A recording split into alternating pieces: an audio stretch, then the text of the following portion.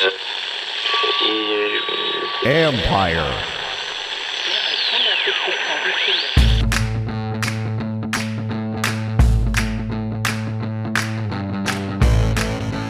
Hello and welcome to my podcast. Do me a favor, subscribe to the John Keim Report. Wherever you get your podcast, you're watching on YouTube, hit that like button, hit that subscribe button. You can find us there as part of Empire Media. That's AMPIRE. Always much appreciated when you tune in. And don't forget, you can read my work on ESPN.com. I have a story up now. I'm going to get to some of this in a minute. But on Magic Johnson talking to the Commanders, players and coaches on Wednesday, a little news story. I also wrote a story about earlier this week, and I've told you before about Sam Howell, Eric Bieniemy, and Ron Rivera, kind of how they're all tethered together, and one does well. They all three, I think, are going to do well, especially if it's the quarterback, right? Anyway, you can check that out on ESPN.com as well. So today is Wednesday. You're probably going to listen to this maybe later tonight or Thursday morning. In a minute, or a couple minutes, I'm going to have Josh Weinfuss, my ESPN counterpart who covers the Arizona Cardinals, on to discuss Arizona, the state of the Cardinals. Now, as I'm talking, I know there's a rumor, or it looks like Joshua Dobbs will start at quarterback. Well, I talked to Josh Weinfuss about all this. And when we recorded the conversation on Tuesday, we did not know anything about the quarterback situation. So if it somehow comes out overnight, or if it comes to tomorrow, if it's official, if Jonathan Gannon makes it official in Arizona, just know we recorded it beforehand, but we do discuss both Dobbs and Clayton Tune just to see what they offer, because who knows what the Cardinals are really going to do during the game. Anyway, so stay tuned for all that good information from him. Learn about the opponent. I'm going to be doing this most weeks, especially if the games are big. We'll be doing it all the time. So anyway, stay tuned for that in a minute. But first, let's get to the injury update, because that's a big deal here with Terry McLaurin and Chase Young. Let's start with Terry McLaurin. First of all, the injury report, McLaurin was listed as limited today with the toe injury. Chase Young still has not been cleared for contact. Dax Milne was a DNP because of a groin issue. And again, I'll get to more of that in a minute. Let's start with McLaurin. McLaurin said he feels confident about where he's headed with his toe. And of course, he's got a turf toe. It's clearly seems to be a mild case of it. He said he would not be out there if he was not confident in what he could do. He's been pushing himself a little bit more just to see what he can do to make sure he can go out there and play on Sunday. Again, he feels very confident. And Rivera even said that Terry looked good today. Again, he was limited. I had actually asked Terry, and Terry said he did everything in full. He did everything that they had planned for him to do in full, but they did not plan for him to be a full participant today. But what they asked him to do, what they needed him to do, he did. That's a good sign. McLaurin said that he still wants to see how he pushes off the toe, how he feels when he cuts, to make sure that he can absolutely go on Sunday against the Cardinals. A big test will be, how they feel on Wednesday. A big test is going to be, how do you respond the next day after a lot of work? How do you respond then on Friday after a few days of work? That's going to be the key. And does he feel better? Because I'd still say, you would still have to say you don't know for sure yet, even though it looks really good with McLaurin as far as how he would go. McLaurin was in a walking boot for about 10 days. And then after that, there were times he'd be in it, but it was usually after he did some work at the facility, some rehab stuff, they might put him in it just to kind of let it calm down a little bit. So for everybody who says, oh, just sit him, if the dude is healthy, he's got to play. The guy's a team captain. If they know he's healthy and he does not play, it is a really bad look. Guys, remember that stuff. I don't care who you are. If they think you didn't play and you're healthy, they're not happy about that. And that's not McLaurin's style anyway. This isn't about, it's Arizona. This team isn't good enough to overlook anybody. So if McLaurin's healthy, you play him. If he's not sure, that's a different story, because then you have to look and say, well, he's not sure. The doctors aren't, say, well, he could play, maybe not. That's when you say, okay, maybe you just should be better to rest him, not because you're playing Arizona, but because you have 16 more games. But if he's healthy, he's going to play, and he should play, because this is what the sport entails, and it's what they do. And so, it's not about putting him in bubble wrap and doing all that stuff. These are guys who are paid to play football. And if he's healthy and he knows the tone he can set on this team, he knows what his leadership means to this team, then he is going to play. Anyway, so that gives you an idea. And again, still see where the burst is by the end of the week, et cetera. Nothing is officially decided yet at all with him. It's just that he feels really good about his situation. And so too does Chase Young. But Young still has not been cleared by doctors because of the stinger in his neck. He repeated over and over that he's ready to go. He's ready to go. And he kept saying that. He said that a number of times when we talked to him for a few minutes after practice. Still needs to see the doctor again. When we talked to him, wasn't sure when that would be scheduled. He said it would take place via Zoom. So all you have to do, if he gets whatever, if there's another imaging of his neck or whatever, the doctor just has to read it and can tell him, okay, it looks good, you can go. But he has to be cleared, and that has not taken place yet. And again, until it does, we just, all you can say is you don't know. And he's been out there practicing. He was out there again today when we were out there in full pads, but he's not yet cleared for contact. Until he is, then he doesn't go. But again, he felt really good about where he was at as well. So, but the day to watch for all this is Friday, because that's when the game status report comes out. My guess is they probably be listed as questionable because that's where it goes. But if McLaurin keeps practicing the way and it increases over the next couple of days, then that is a very, very good sign. And if Young is cleared for contact, if we find out he's cleared for contact tomorrow, that is another really good sign. Or even we find that out on Friday, another really, really good sign. So that's where we're at with that. Again, Friday will be the key date for game status, and we go from there. Also today, Washington signed former Redskin receiver Jamison Crowder to their practice squad. Would not be surprised at all if he plays on Sunday, just because of what I said about Dax Milne. Milne is the punt returner. That's what Crowder also does. If Milne can't play, you're going to elevate Crowder off the practice squad. That would be my guess. And Rivera even said they brought him here as a punt returner. And he also knows he's a very shifty route runner and pass receiver out of the slot. Again, that's what Milne does too. So if Milne can't go, then you got Crowder right here. I know a lot of people down on Milne as a punt returner. He averaged around 7.8 per return last year. In 3 years with Washington, Crowder was at 7.9. He had one really good year, and then the other 2 years were not so good, and he had some drops and some muffs. That's what he'll have to do, but he is experienced in that. And last year, he returned 9 punts for, I think it was like 100 yards. So he did a pretty good job with that. So he is experienced. I've always been a big fan of Crowder. And but that's why he was here. So just stay tuned for that. Finally, Magic Johnson was here today, and man, when he's here, there's a buzz. And it's funny because I think most of these guys are counted up. There's 24 guys on the roster. That includes practice squad, active roster, injury reserve, who were actually born before Johnson retired from the NBA after the 95-96 season. I think the only guy, and I didn't talk to Tressway, but he may have been the only guy who may have been able to watch him play because he was 6 years old when Johnson retired. So, and he's the oldest guy on the Commanders roster.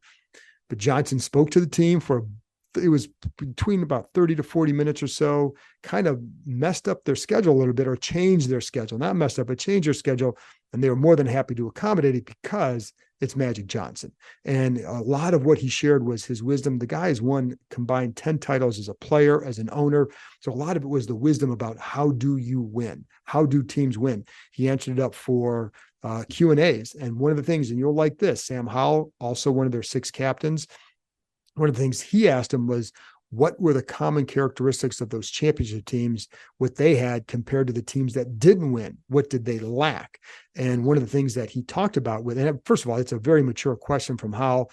Not surprised. It's who he is. It's how he thinks. But one of the things that Johnson said was the holding each other accountable. And it didn't matter who it was, but that ability. And then also with the players policing themselves, that too was a big deal. When the players kind of coach the team like that, or police their teams, that's when you have your best teams. And I've heard coaches at every level say that. When I used to cover high school, I used to coach youth ball, and then through CYO or some travel stuff. Used to coach that. When the players really took over, that's when I knew, when I was involved in it, they were ready our team was going to be good. And it's true with high school coaches I talked to, college, whatever. It's true in the pro level as well. So that's something I think that was part of the wisdom he dispensed with them. Talked about some dream team memories. but it really was about like having that guy there. And even though these guys didn't see them play, like Jahan Dotson said that he didn't see him play, but he heard all the stories. He's watched him on YouTube. He feels like he did watch him as a player. And I think especially since he's been involved with the Harris group, that people have probably become maybe even gone back and watched more stuff on YouTube to see what Johnson was like as a player, because having watched him, he was phenomenal. But it's also, there's a charisma that he brings that very few athletes bring, success as a businessman. And I think that's why they're excited to have him here. And he is going to be a big time ambassador for this franchise, has some other events that he's going to be at over the next couple of days here in Washington. And so anyways, but they were pretty excited about that.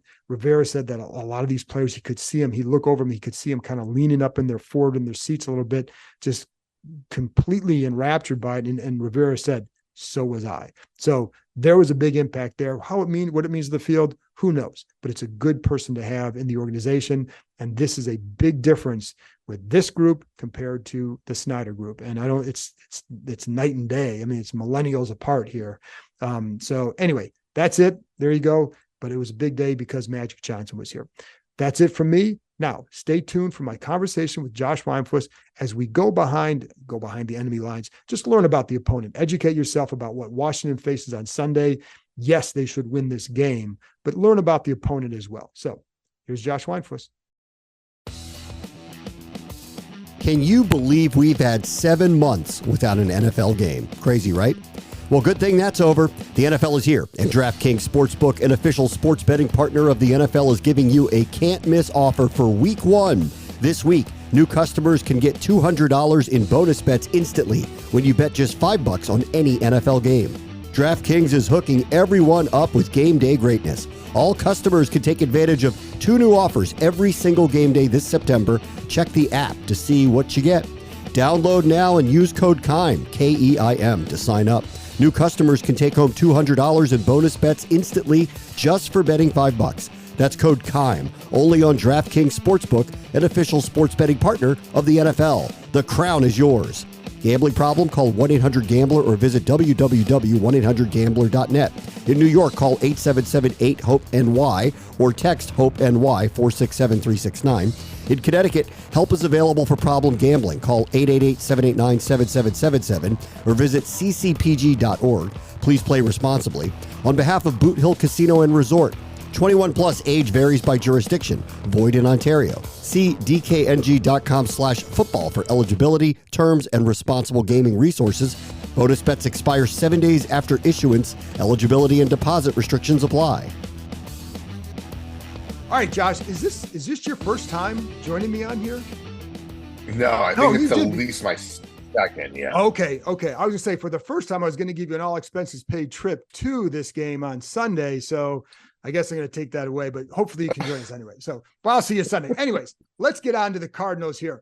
And all right, before I'm coming there, you're telling me like you've been talking about Caleb Williams and Kyler Murray since May. Well, I'm going to start with that because that's the interesting thing here. And everybody wants to know, are they tanking or what are they doing? What's the situation with Kyler and this organization? And just the moves they've made on paper, people perceive it a certain way, even though some of these moves, like Colt McCoy getting rid of him, I mean, he's not that great. I mean, as much as I like Colt, but anyway, what do you say? Right. There's a lot to unpack there, a lot. So let's just start with kind of the whole tanking idea, right? Like, I don't think it's a full-on tank, right? It's a rebuild. Like, and what a lot of people don't understand is when the Cardinals hired new GM Monty Ossenfort, he was inheriting a roster full of financial troubles, right? Like, they had to figure out a way to get through this season, fixing everything that Steve Keim, the former GM, had done for the last 10 years, right? Whether that's contracts, no relation. Whether that's contracts or that's just signings, like DeAndre Hopkins. The large majority of the reason why he isn't on this anymore because his contract, it wasn't friendly. He needed to figure out a way to get past that money, right? So Monty Ossenfort has basically been tearing this house down and rebuilding it essentially stud by stud. He had the foundation, right? You have Kyler Murray, you have Budda Baker, you have some other key pieces. Marquise Brown is probably one of them. James Conner, Zach Ertz. So you have like the cornerstones, but then everything else around them, the roof, the floor, like everything else had to be rebuilt. And that's what he's been doing. There's been, I think the number is like 20, 25, like guys who were signed to like 1, 2, or 3 year contracts this past off season, which is kind of wild. So they just had to figure out who they wanted to be. And like, this is going to be a throwaway year no matter what. Like, they might win a few games, but like with Kyler's injury and the tear down, like the expectations were not going to be high regardless. When it comes to Kyler, like, do I expect him to be the quarterback of this team in 2024? Yes. And for a lot of reasons. One, there's a financial side of this. Two, when Jonathan Gannon took this job, he took it because of Kyler Murray. And I don't think there's that desire to like, let's start over with someone who we don't know how they're actually going to be, because all we hear is that Caleb Williams is this next level generational type of talent. Well, I feel like every year we have somebody like that, right? And is that going to be him? We just don't know. And I think for a franchise that has not found quarterback stability until Kyler, I don't know. I think it might be too risky to like, let's just punt on him and then start over with Caleb Williams. Now, the asterisk in all this is if it doesn't go well with Kyler whenever he comes back. I do expect him to play at some point this season. If it doesn't go well, if for whatever reason him and his coaching staff do not gel, I can see them mutually being like, all right, you know what? Let's just move on. Let's figure out a new path. Like, let's get Kyler to a new team. But if that does not happen, and from all I've heard so far, that they've got along great, but obviously things change when you're on the field and you're the heat of the heat of battle. Like, if that does not happen, if these guys get along great and they have some success when he gets back, I fully expect Kyler Murray to be the quarterback in 2024. Now, that's not going to stop anybody from asking me about Caleb Williams or having to like watch all these USC games. But and like what he did against Nevada, fine. But you're doing against Nevada. Like, Kyler Murray does this stuff against the NFL talent. So we can talk about this all day, John, if you want to. And by the way, I do remember the first time I had you on, we talked about Josh Rosen because he was available and this team was looking at him. And I do remember that. So that was one of my first shows when this podcast actually started. So let's stick with quarterback though, because it's Clayton Thune or Josh Dobbs. So as we tape this on Tuesday, they haven't officially named anything. Do you think it'll be Dobbs? And by the time this comes out, because this will come out Thursday, but so he may already say it, but what do you think? I don't expect it to come out by the time this airs on Thursday. Okay. I really expect them to kind of hold this as close to the vest as possible, for as long as possible, right? So like, I wouldn't be surprised if going into Sunday morning when there's still no idea who the starter is, unless it's leaked somehow. I wouldn't be surprised if we don't know until they trot out onto the field on Sunday, right? So my guess now is it's going to be Josh Dobbs. I think his familiarity with his offense gives him that leg up over Clayton Tune. So we talked to guys, yesterday. What's today? Today's Tuesday. So yesterday, Monday, we talked to offensive lineman DJ Humphries, and he was saying how like the command that Josh Dobbs has as a scheme already is impressive, and he's already making checks and he's telling guys where to go, and he's only had like 3 or 4 practices, if that, with his team. So I fully expect Dobbs to be the guy. Clayton Tune, he's a solid rookie. He's an older rookie. He's 24 years old. I think if he does get his chance, he'll be fine. But I think to start the season out, you do need to go with Dobbs. And this goes back to the Colt McCoy stuff where you had mentioned. Like, I know Colt was surprised. He was shocked actually that he was cut, and he didn't see it coming. And I think a lot of questions came up after he was cut about how this organization is handling everything, because you go and you have a guy run the first team offense for OTAs, for minicamp, for training camp, for preseason, and after the last preseason game, or right before the last preseason game, after the last preseason game, you cut him, and it's like you could have. If you had an inkling he wasn't going to be your guy, why don't you bring in that other guy to compete with him, to learn this scheme, to learn the players, to get those relationships going, to start gelling long before you have 2 weeks left before the first regular season game, right? So that raised a lot of eyebrows, a lot of questions about how this team's being run. But I mean, is it going to pay off? We have no idea at this point. You talk about with Dobbs, because he had been in this system before, correct? Yeah, so he played part of last season in Cleveland, and his quarterbacks coach there is Drew Petzing, who's the offensive coordinator here, and the quarterback coach here is a guy named Israel Wolfork, who was a coaching fellow in Cleveland working with quarterbacks. So if your listeners need to write all that down, I totally understand. But if you piece it all together, he had two guys in Cleveland who are now two guys in Arizona. So there's familiarity with the scheme, with the language, with the coaches. So that learning curve was shrunk quite a bit. So when you look at this offense, then what are your expectations? Because you brought up Connor, you brought up Burks, Marquise Brown. There are a couple guys there. So, but what do you and but they also have, I think it's a new center, correct? A very inexperienced guy. So like that's new center. Strength. Yeah. Yep. New center, new right tackle, and new right guard. So only two starters from last year's team two offensive line starters are back. Here's the thing. Everyone is dogging on this team. Everyone's saying they're going to be the worst team in football. I think there's enough individual talent on this team to prevent that from happening. What it's going to look like as a collective, we just don't know yet, right? Because you have a lot of inexperience on the coaching staff as well. Jonathan Gann is the first-time head coach. He's 40. Petzing's the first-time OC. He's 36. The defense coordinator is Nick Rollis. He's first-time DC. He's 30. Like a lot of young. I mean, age does not matter, but that's more the lack of experience. I think is the concern. And they could blow everyone away. They could just surprise everybody. But with the offense in particular, I think that they have enough skill to do something, right? I mean, like James Conner is going to be a workhorse this year. He's going to get a ton of carries. Zach Ertz, once he starts feeling back to 100%, mentally, once he's fully confident on that knee that he injured last season, the ACL, I think he could be a factor. Marquise Brown. I think the biggest question mark on offense is the wide receiver core, right? They don't have a true number one. Hollywood Brown is going to be that guy. But you have like Rondale Moore, you have Zach Pascal, you have Michael Wilson, four good receivers, like really good receivers to a point. This is not that great receiver. So we'll see how that plays out. Trey McBride, another tight end. He's going to have a huge role this year. We're going to see a lot of 12 personnel. But the offensive line, a new center with Yelda Froholt. He was with Cleveland last year. I think we're going to see there might be some hiccups just because, Froholt and Dobbs or whoever the quarterback is, if it's Dobbs, it's only 2 weeks to work together. And we all know how important that quarterback center relationship is. So, but Froholt, he made the transition to center full time this year. He's been doing well. The coaches have been pleased with how he's handling the mental and the physical side. So some changes up front, but I will tell you this. I've been around this team for 12 years.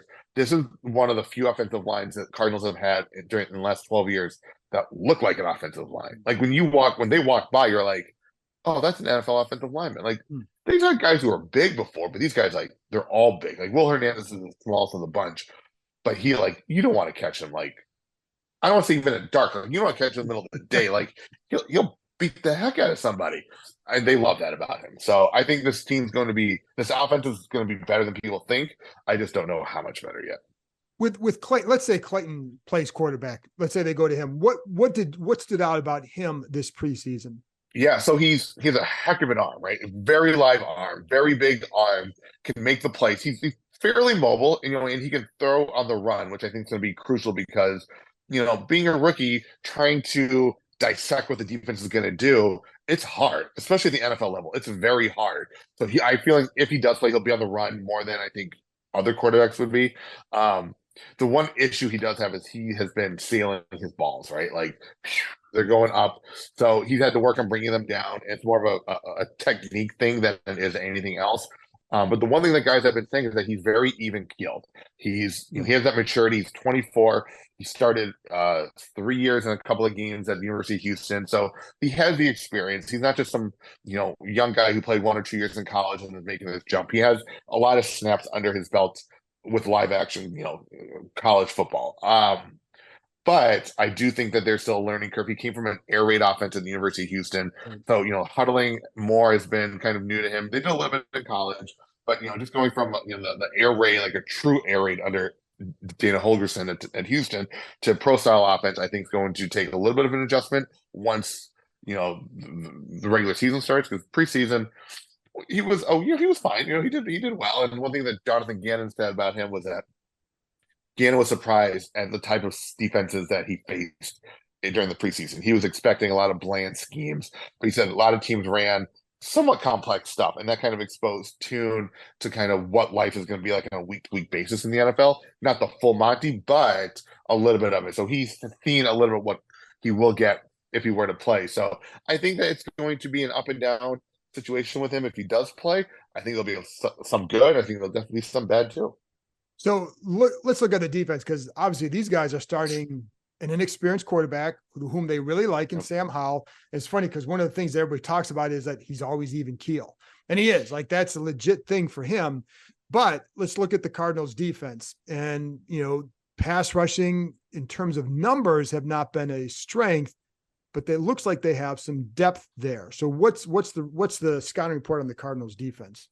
Yeah. So, well, first off, let's go back to Sam Howell for a second. He was a 5th-round pick. Clayton Tune was a 5th-round pick. Right. So in the event that Clayton Tune does start, we're going to have the all-exciting battle of the 5th-round picks. So moving on to the defense. So the pass rush has been my number one question mark about this defense, I think, all offseason. They came into the offseason with Dennis Gardeck, undrafted free agent from a few years ago, who was the only returner, really. They had a couple of second-year guys who played some, but haven't been running with the first team. But as offseason went on, especially during training camp, the depth at outside linebacker it's impressive, right? There's a lot of guys out there. They moved Zaven Collins, who was their 1st-round pick in 2021, an inside linebacker to outside linebacker. So we're going to see this kind of be his debut there. We'll see how that transition is going. But then on top of that, there's guys like Cam Thomas, Jesse Lucchetta. I know I'm going to forget guys. BJ Ojolari, who's a rookie, he was a 2nd-round pick this year out of LSU. He's going to get time this year. I might as well just look at the roster at this point. Victor WKG, he's going to get time. It's going to look a lot like, like I said, Cam Thomas. He's the guy that I think is going to impress. What we're going to see, it's going to look like a hockey game, right? Guys are coming in waves, right? Just like rotating these guys like crazy. But obviously the pass rush, it's not just on the edge; it starts up front, and this has been one of the better defensive fronts the Cardinals have had in the last few years.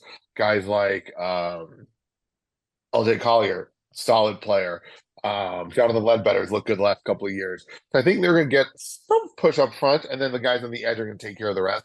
Inside linebacker, just a couple of veterans, Kazir White. Just trying to make sure I have everyone's name. Right secondary here, Chris.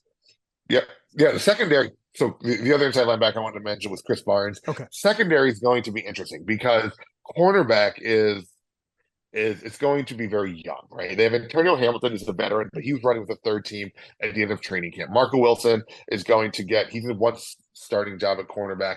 There's a chance that they could start a rookie, Keitrell Clark, out of Louisville at the other cornerback spot. There, Christian Matthews, another young player. He's going to get some reps too. So those 4 guys are going to make up your cornerback rotation essentially. But we'll see who the other starter is first defensive snap at FedEx Field on Sunday. But then the safeties. Buda Baker, all pro bowler, and then Jalen Thompson. They gave him a huge contract a couple years ago. He was in the supplemental draft out of Washington State a few years ago. So they have the individual talent, just like on offense, but with a new defensive scheme coming in, new defensive coordinator, defensive-minded head coach. We just don't know what it's going to look like because all we keep hearing is there's no set 3-4-4-3. They're going to be multiple. They're going to be very fluid. We saw that during preseason. 3-4-4-3, doing all sorts of crazy stuff. So we'll just see how it all plays out. How good is Wilson? Because if Terry McLaurin plays, that's who would, I would assume, depending on what their style they want to play, that he would match up with him a lot. So how good is Wilson? I know the numbers from last year look pretty good for him. He's good. I still think there's still some to learn there. I think it's going to be a day for him if he has to line up against McLaurin, right? Like he's going to face that veteran who has all the tricks, everything, he's just going to take advantage of Marco Wilson's inexperience. And Wilson has the athleticism where he can keep up with a lot of guys, but I think it could be, it'll be a challenge for him. There's no doubt about it. Where is it like, is he overly aggressive? Where would be the big challenge for him there? he plays a lot of man of press man, right? Like he's the best kind of where he stands out. He's good at the line of scrimmage. He's good getting into guys. I don't want to use the wrong term here. Let's say pants, right? Like he could get into them and make and put that pressure on at the line. But he also has that quickness and that speed to make up for it down the field, where if he gets beat, or he can go stride for stride with guys. So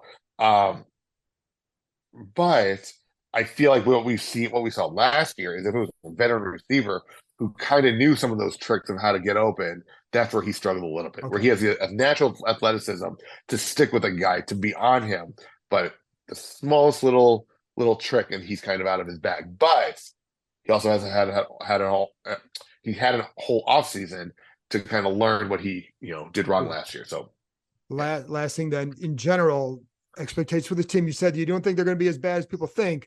For this opener, people here are expecting like, hey, if they can't beat Arizona in this situation, just is it a wrap? But like this is like this becomes it's a sellout. It's the first time it's going to be a sellout for just Washington fans, right? And so there's a lot of excitement about that. But the feeling is you got to beat the Cardinals by a couple scores. Is that fair? Yeah, I think from the Washington side, that's fair. Is it going to, from the Cardinals side, I'm not going to be surprised if the Cardinals win this game. I'm just not. I'm not saying it's going to happen. I'm just not going to be surprised if it does, because it's going to be hard to game plan for this team. There's nothing on tape. There's so many new faces, so many new coaches. I think that's going to be the biggest struggle for Washington, is figuring out what exactly is going to happen. I mean, they're going to probably watch a lot of Cleveland tape from last year. But I think especially on offense, with their ability to kind of mix up that run and the pass, I think, and I know it sounds so obvious on the surface, but like last year, that wasn't the case. Last 4 years, they passed the ball. The run was very secondary. Now the run's a priority. So, and James Conner's he looked as good as I've seen him in an Arizona jersey. So this offensive line, if they can come to play on Sunday, I think that they could give the Commanders some fits up front. I think that can open everything else up. Obviously, to me, the big key is going to be Zach Ertz. If he is back to 100% in totality, I think he could be a real factor in this game, because he'll be on the line as a tight end. He'll be out wide. And if he can if he can take care of kind of that 0 to 10 yard area, I think that can open up everything for guys like Rondale Moore, who's super fast, Marquise Brown, who's super fast, and kind of spread the ball out a little bit like that. And the one knock on Colt McCoy all offseason was his arm wasn't strong enough. Dobbs has that arm. So if they can go take the top off once or twice, I think this game could be be closer than people think. And Josh, thank you. Great stuff. And by the way, if you're watching on YouTube, see all those medals behind Josh. Don't be impressed by what Josh has done. Tell them where those medals are from. They're not all my wife's. I say 98% of them are my wife's medals. I have 1, 2, 3, 4, 5, 6, 7. I have 8 medals back there, and she has probably over like 75. So they're not mine. There you go. And if you told Cardinals fans you talked to someone named Keim, they would say what? I can't say that on there. That's not. Anyway, no relation. So, Josh, thanks a lot for coming on, and we'll see you Sunday. All right. Thanks, John. That's it for this episode. Thanks to Josh for joining me, and thank you, as always, for tuning in. I'll be back on Friday night, Saturday morning. I have an event to go to cover Josh Harris on Friday, so that's going to delay things a little bit. So I will be back, at the latest it'll be Saturday morning with the prediction and a little game preview, getting ready for Sunday. I'll be back, and then I'll be doing another podcast after the game Sunday when we'll see what they do. So there you go. Talk to you next time.